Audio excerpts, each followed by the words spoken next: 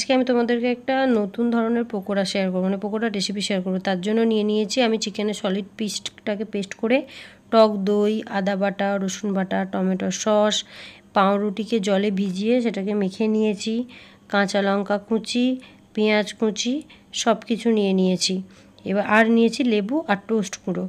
আমি চিকেনগুলো মানে চিকেনের পেস্টটাকে একটা জায়গার মধ্যে ঢেলে নিলাম, তার মধ্যে দিয়ে দিলাম পাউরুটির পেস্ট, মানে পাউরুটির যেটা ভিজানো মাখা ছিল, তারপর দিয়ে দিলাম বাকি সব টক দইটা, মানে সব টক দইটা আমি দিয়ে দিলাম। তারপর টমেটো সস, আদা বাটা, রসুন বাটা, ধনে পাতা, কাঁচা লঙ্কা কুচি, পেঁয়াজ কুচি, মানে আমার কাছে যা ছিল সব একে একে দিয়ে দিলাম। তারপর এটাকে আমি ভালো করে মিক্সড করে নেব, একদম একটা থকথকে পেস্ট হবে। দেখো এরকম একটা পেস্ট মানে একদম মাখা হয়ে গেছে। এবার আমি এগুলোকে গোল গোল বলের মতো করে নেব। তোমরা চাইলে অন্য রকমও আকৃতি দিতে পারো, আমি বলের মতোই করেছিলাম, আমার এতগুলো বল হয়ে গেছে।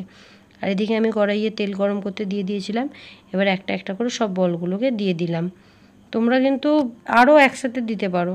তারপরে ভাজা হয়ে গেলে, মানে একদিকটা ভাজা হয়ে গেলে খুন্তির সাহায্যে উল্টে নিলাম। এটা কিন্তু হালকা, মানে হালকা আঁচে করতে হবে। এটা প্রচুর যদি মানে আঁচ যদি জোরে থাকে তাহলে পুড়ে যেতে পারে, মানে ভিতরটা কাঁচা থাকবে আর বাইরেটা পুড়ে যাবে, সেটা একদমই ভালো হবে না।